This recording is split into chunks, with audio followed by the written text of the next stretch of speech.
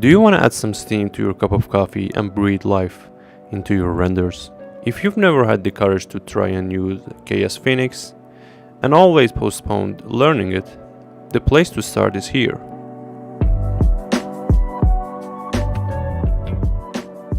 Even if you're familiar with the Phoenix and use it on a daily basis, I'm pretty sure this video will help you as well. Today I'm gonna walk you through some key parameters in the Phoenix and we will play with the numbers so you can see the difference between the values of each section. And at the end I will give you the exact numbers for a perfect steam simulation. Alright, let's get started.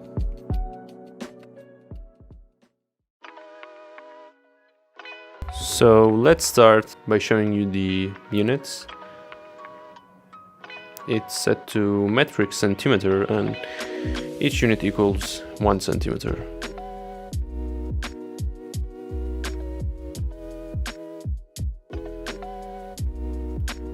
I doubled the size of the mug so it will increase the detail of the smoke.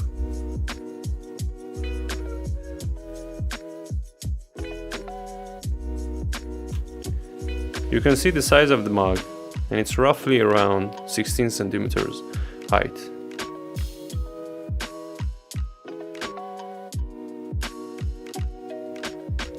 Okay, now we need an emitter to emit smoke. So I draw a circle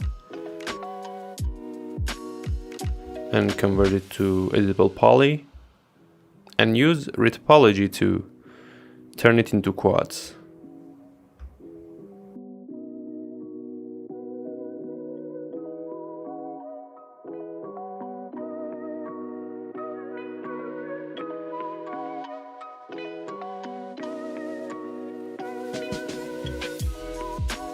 Alright, now create a fire and a smoke source and grab this circle as an emitter.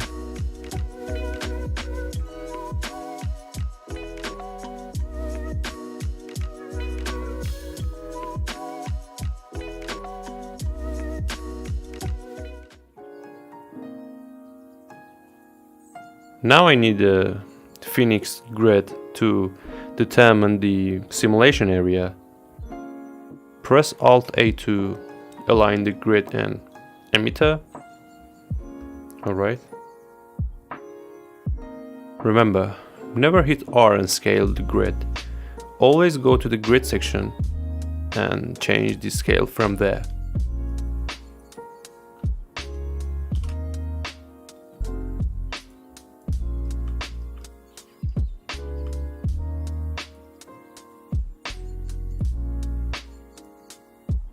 Alright, let's just hit the start simulation button and see what will happen. You can hit the pause to pause the simulation and hit the stop to totally stop the simulation. Now I need to tell the grid to expand as the fire grows. So I enable the adaptive grid, change it to smoke, and it will be expanded by the smoke. Reduce the threshold to make it a bit more sensitive, and by increasing the extra margin it will be expand even more.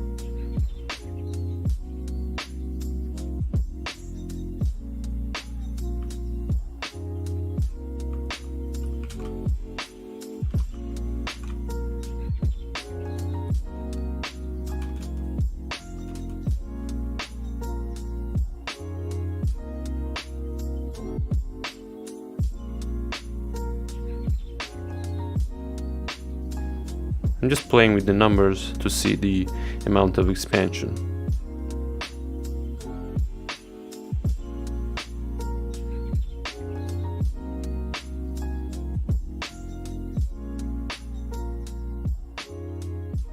Let's disable the temperature since we just want to simulate the smoke. And in order to see the simulation better, you need to enable the GPU preview.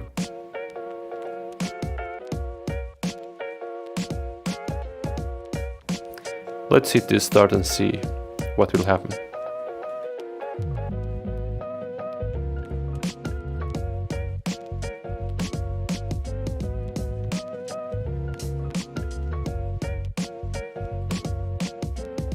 just increase the keyframes to 500. Let's change the outgoing velocity. The outgoing velocity controls the strength of the source. Changing it to 100 and my mug will become a volcano.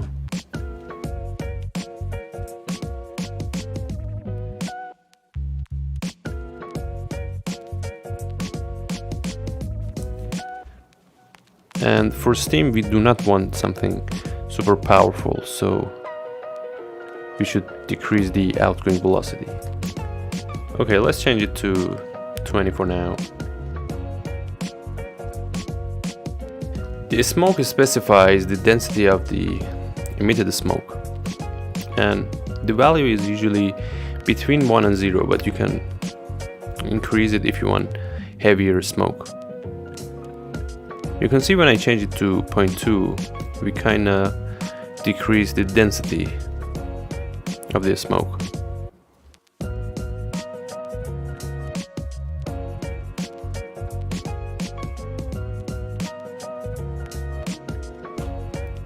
So I bring it back to 1.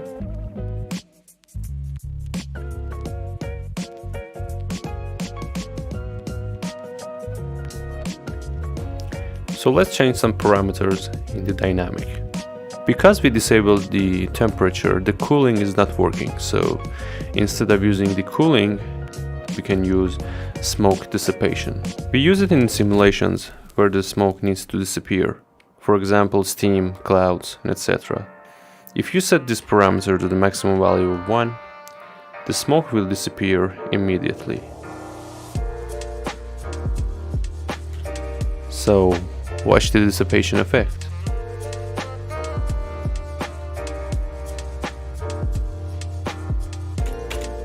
You can see the grid is not expanding properly, so I decrease the threshold and give some extra margin.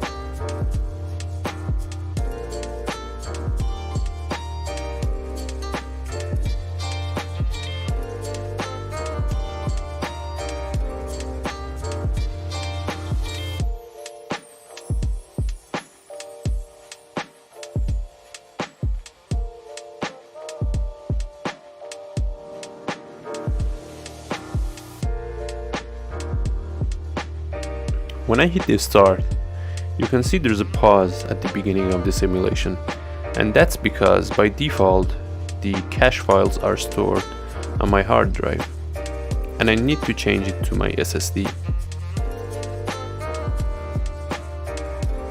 So go to the output, and from here you can change the path of the cache files. You can also delete your cache files from here, or you can click on this trash can and delete the cache files. So I save the cache files on my SSD and it will increase the overall workflow. If you want to enable the motion blur, you need to enable the velocity in the output.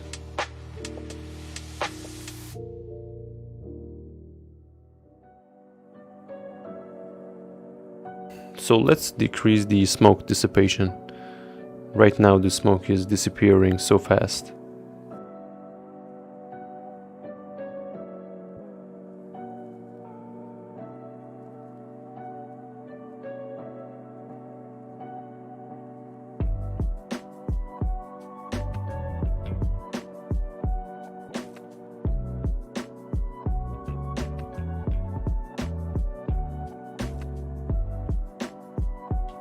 The smoke is so powerful right now, we need to decrease the outgoing velocity. As we decrease the strength of the smoke, you can see the smoke is stuck on the ground. We need to make it lighter so the smoke will rise and go upward to the air. And here the smoke buoyancy come in handy. Positive values make the smoke move upwards and negative values make it move downwards. Let me show you. Changing the smoke buoyancy to 1 will shoot the smoke to the air, and for something like steam, we need to lower the numbers to something like 0.2. So we have just a little push that will move our smoke upward to the air.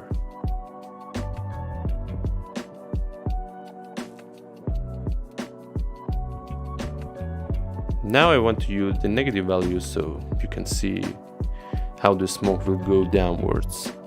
But first, in order to see it better, I need to hide the mug so you can see the smoke will fall down on the ground. So I just isolate the grid and hit the start. And you can see nothing is happening. Why? Because I didn't grab the emitter. So I go back and isolate the emitter as well. Again, nothing is happening. You know why? Because I didn't grab the fire source. So in order to be able to start the simulation, you need at least 3 things: an emitter, fire source, and the grid. Now when I hit the start, the simulation will begin. And I change the smoke buoyancy to 0.5, and you can see the smoke is falling on the ground.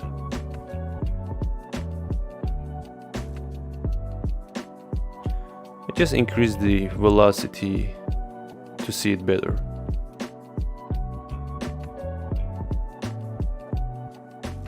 If I change it to -1, it will even fall faster.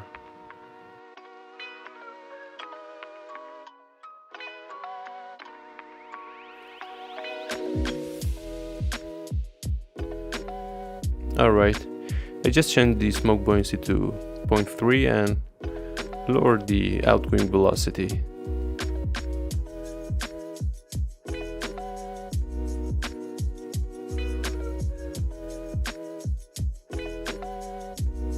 Vorticity and fluidity have huge impact on the final look of your simulation.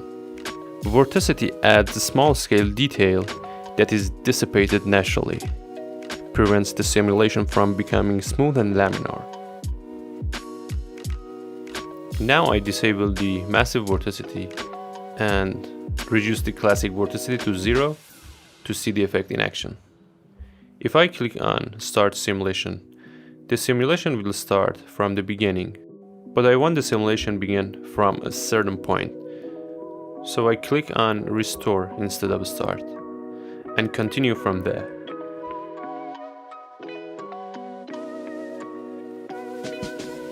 As you can see, the simulation becomes smooth, and if I add some vorticity, you can see how it will change the overall look.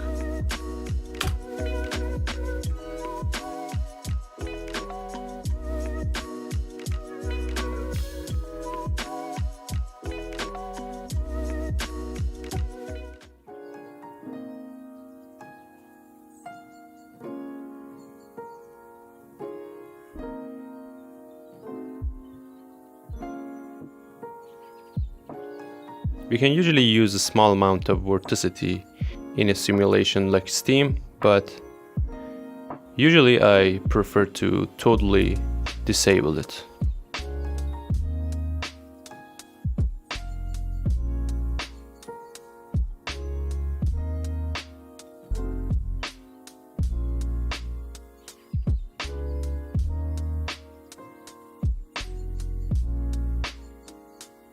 Randomize will add random fluctuations in the fluid's velocity for each grid voxel. It works in combination with the vorticity. So if you want to add some randomization to your simulation, increase randomize.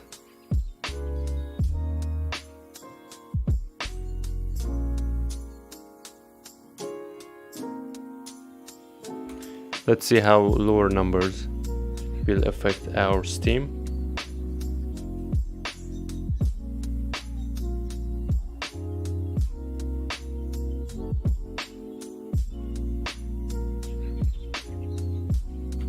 I disabled this one as well.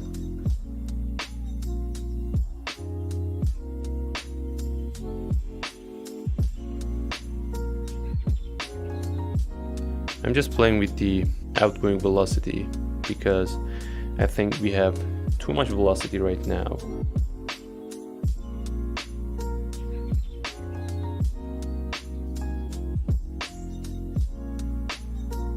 If you want your steam go higher, you can increase the smoke buoyancy.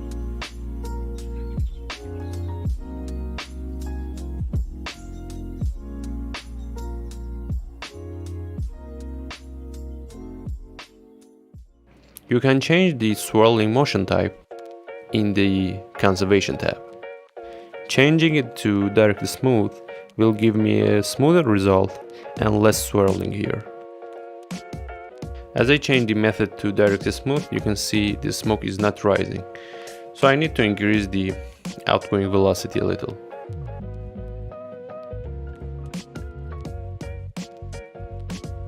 You can see my smoke is now narrower compared to the other methods.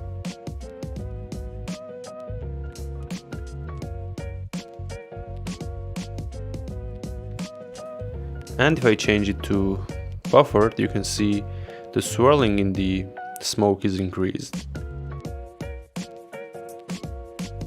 The quality will increase the strength of the conservation, and if you want to increase the swirling of the smoke, you need to increase the quality.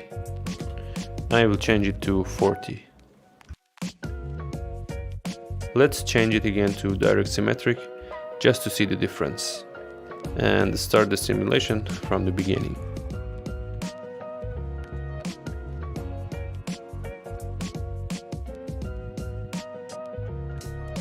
These two, direct symmetric and direct smooth, works perfect for the simulations like steam. For this setup I will use the directly smooth, and the result is what I'm looking for.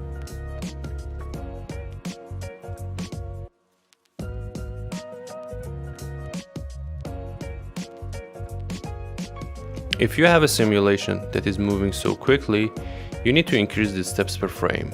But since here we do not have such a movement, we can stick with 1 or 2. And beware that increasing the steps per frame could kill some fine details of the smoke.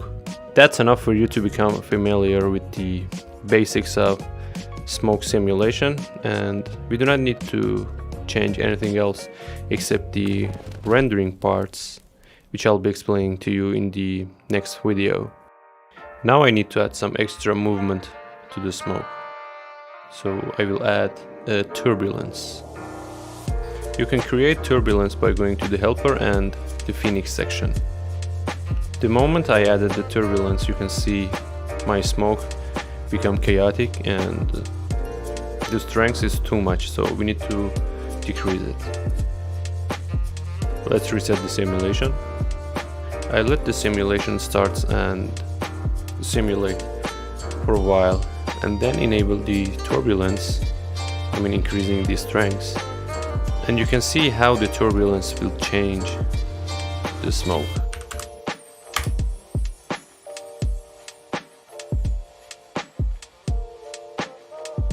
You can see how turbulence can change the look of the smoke, but now it's a little too much.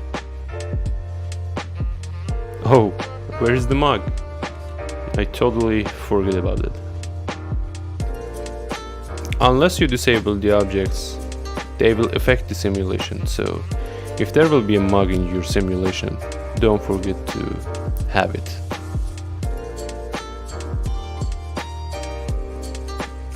I click on restore to continue where I left off.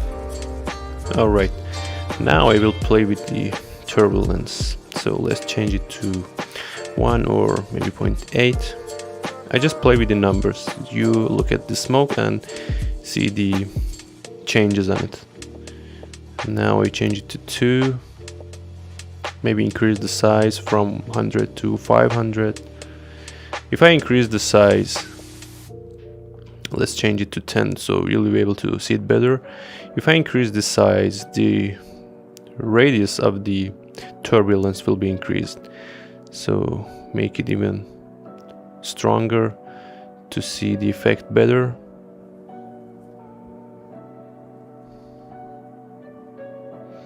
Now it's so obvious how the turbulence is changing our smoke. Let's change it to 10.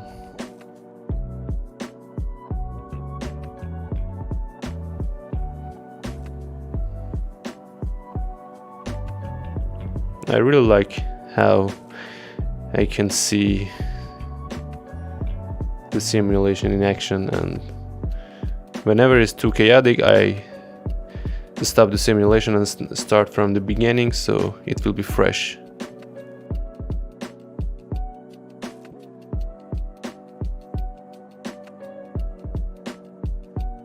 Okay, we can increase the steps if we have so much turbulence, but maybe I will increase it in the final.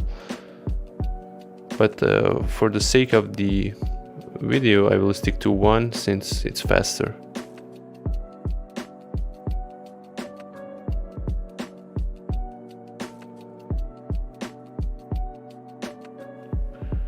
Okay, I do not need my smoke to be very chaotic. Just a little strength would be enough.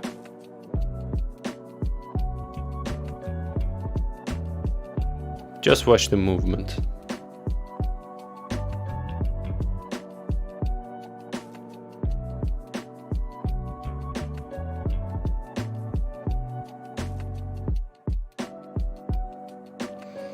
How about making it even larger?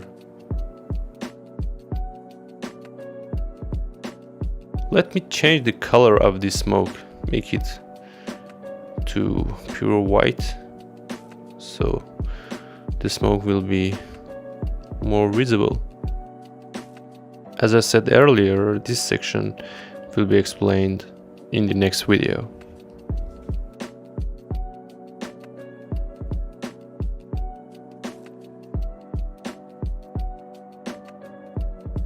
Okay, I love this smoke now. We are getting some cool results.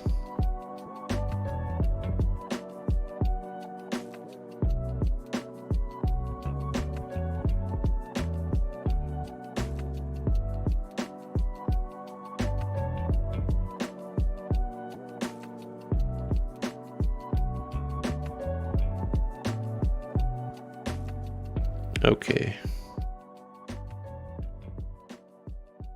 Maybe it's too much.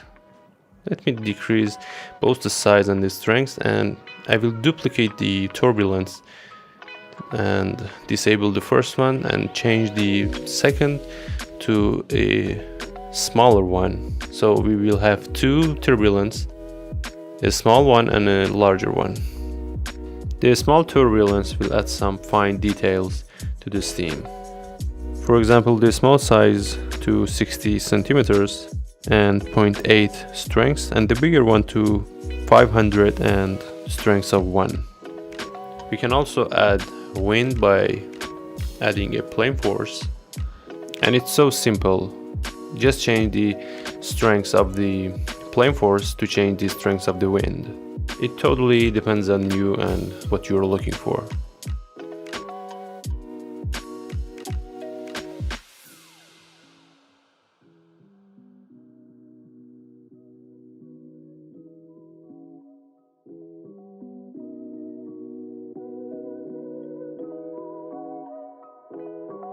Before setting up the final settings, I need to add some variation to the emitter.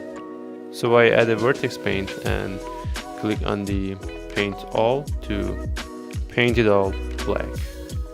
Right now you cannot see the color because first you need to click on vertex color display.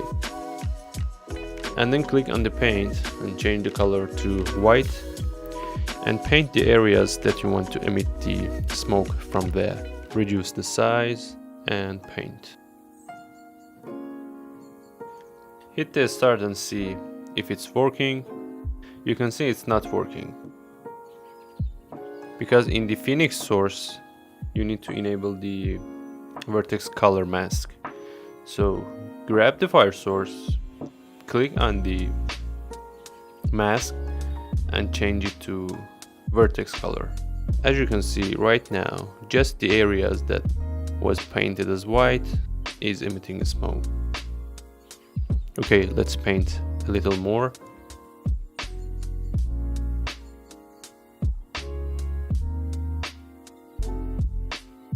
I cannot see where I'm painting, so I need to delete the cache files first. But I cannot select anything, and click and right click kinda is disabled. This problem usually occurs when using vertex paint. The reason to that is the selection of the 3ds Max is disabled. So you need to enable the select object to be able to select again. Alright, final paintings, add some variation to the base, and we are ready to set up the final settings.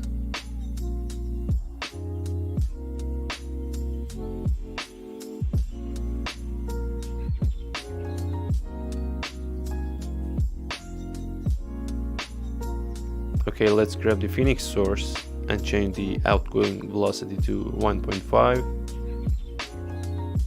the noise to 1.5 as well, and the smoke to 1.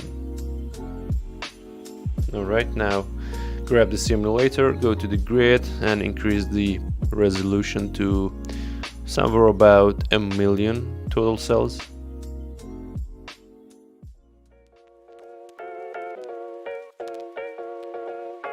Decrease the threshold to 0.001, the extra margin to 8, and change the smoke dissipation to 0.2, the smoke buoyancy to 0.04, disable the classic vorticity and randomization, change the method to direct smooth, quality to 40, and 2 steps per frame.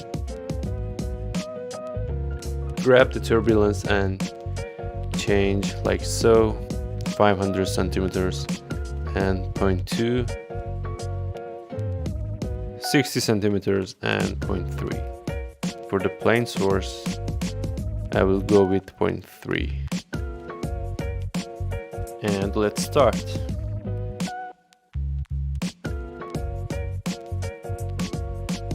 Alright, the simulation I've done in 20 minutes, but before showing you the final results, please subscribe to the channel, like this video, share it wherever you want, and support the channel so I'll be able to create more of these tutorials for free for you guys. Thank you and watch the results.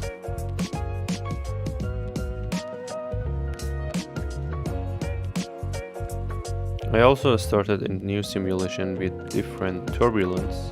I just decreased the size to 200 and changed the strength to 1.2.